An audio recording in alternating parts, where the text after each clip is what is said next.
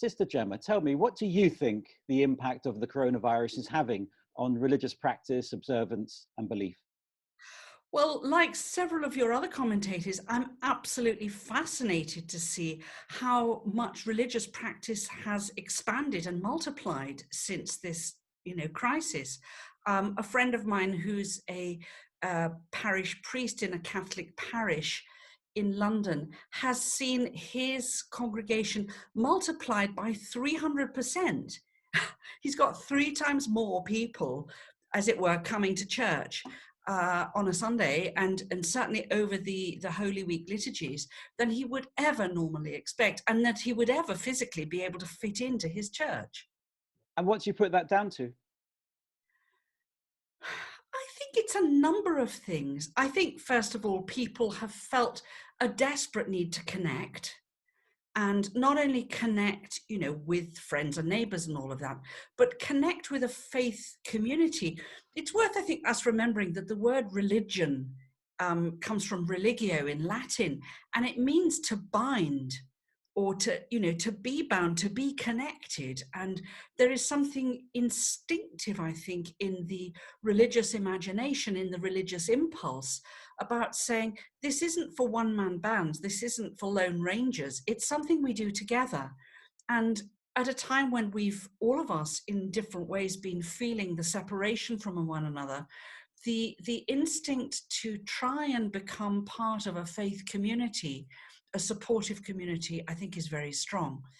But also, I would think that somehow the separation perhaps gives some people permission to come back into at least a safe level of practice at a safe distance, which they wouldn't have from having physically to walk in the door. So maybe there are people out there that are just putting their toe in the water after maybe years of not going to church or years of not being that practicing, and it feels like a safe thing to try and do. So we're reaching a much wider audience, and what you've said has been mirrored across not just Christian denominations, but all faith communities. Yeah. And Yeah. I wonder whether there are new communities that are developing. In other words, it's not simply one or two of the lost sheep, perhaps, who are coming back, but also others who've never been connected, or at least not since they were children. I think that's possibly true, and my hope would be that if they are coming and if they are staying connected in that way, they might be able to bridge that gap, or those of us who are part of what you might call the more settled community would find helpful and unintrusive ways of being able to make invitations. I think that's going to be one of the big factors for us post-COVID, of knowing how to respond appropriately and well to the implicit invitations that there are here. I think you're right about the term safe, settled communities. There are many different communities, of course, and our faith communities consist within each other of different communities. Yeah. Now, one of the challenges the church has, and I think particularly the Roman Catholic Church, is that so much is building centered. And it's no longer possible for people to come into the building, no longer possible to take communion because we're not there for those who are taking communion. So that brings big challenges, not just the technical ones of how do I link up with somebody, but theological challenges. What would you have to say about that? Well, funnily enough, I had a very vivid memory on Good Friday. I mean, here, I'm a Roman Catholic sister. I live in a convent, in a community of sisters, and we're just a very, very few women living and working together and creating community. And during the most solemn part of our liturgical year, Holy Week, we were not able to go out to church. So we created church at home.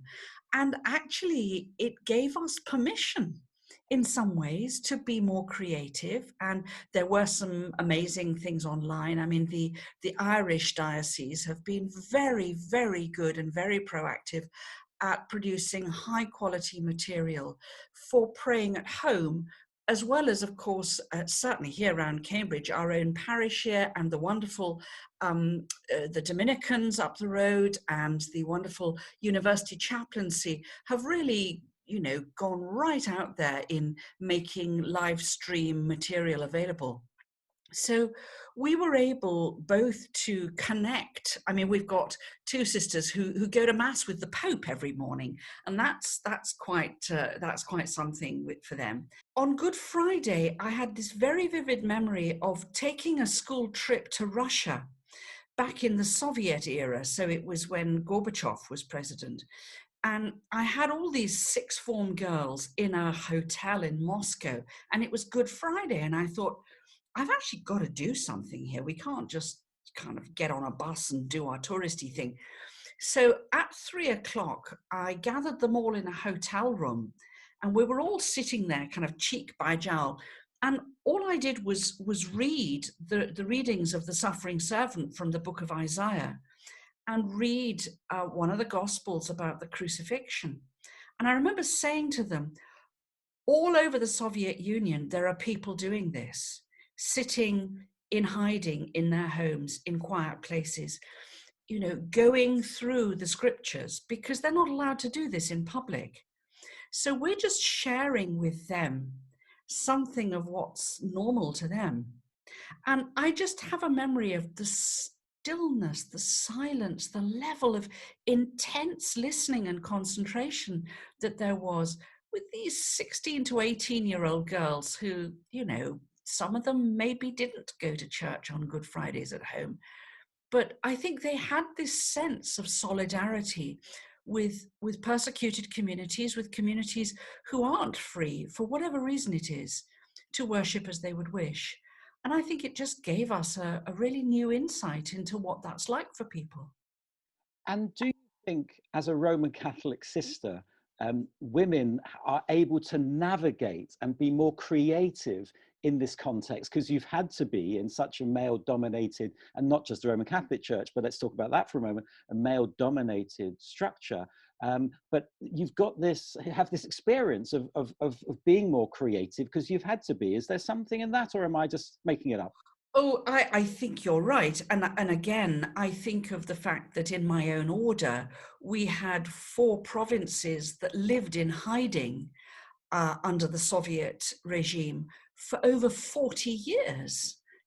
We had sisters living in secret in flats all over Hungary and the Czech Republic, for instance. Their own families didn't know that they were sisters.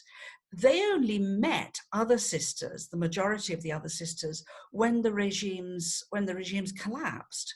And they'd lived this extraordinary faithfulness on their own. So we as an order have a whole hinterland at the international level of knowing that we had secret sisters. And, there are still parts of the world where women, religious women like ourselves, are having to live in a level of hiding, of clandestinity, but living that faithful commitment. So I think it reminds me very much of the first Christians who were not sure of their public reception, who were frightened, or who were in some way trying to keep under the radar. And in some ways, this connects us with all of that experience. And of course, the first Christians would go to the temple and then go home.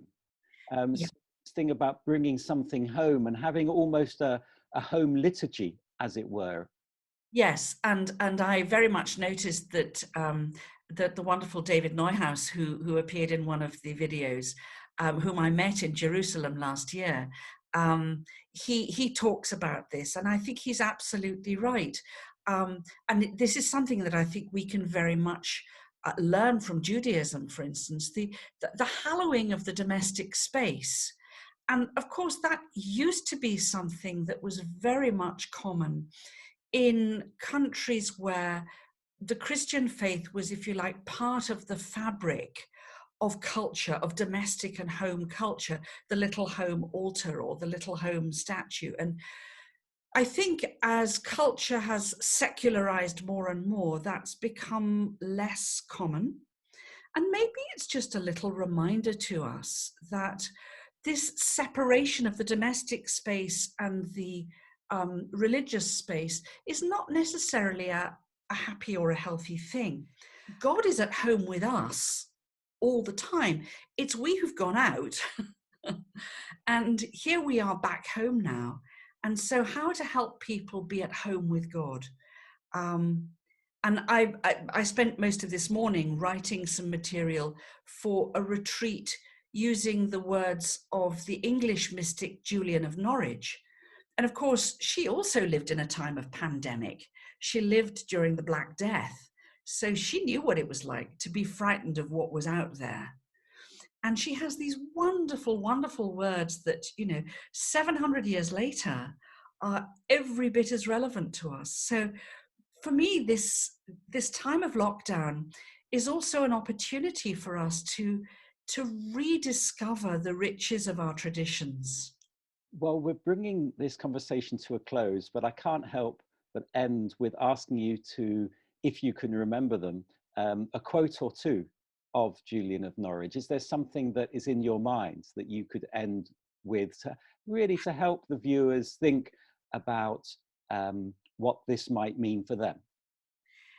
She says at one point, he did not say, you will not be storm-tossed, you will not be diseased. He said, you will not be overcome. And she has a wonderful image of God holding the whole of creation in the palm of his hand like a hazelnut. And she says he holds it because he loves it.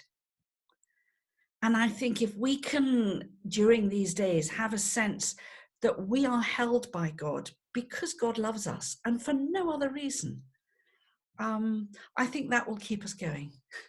Sister Gemma Simmonds, thank you very much.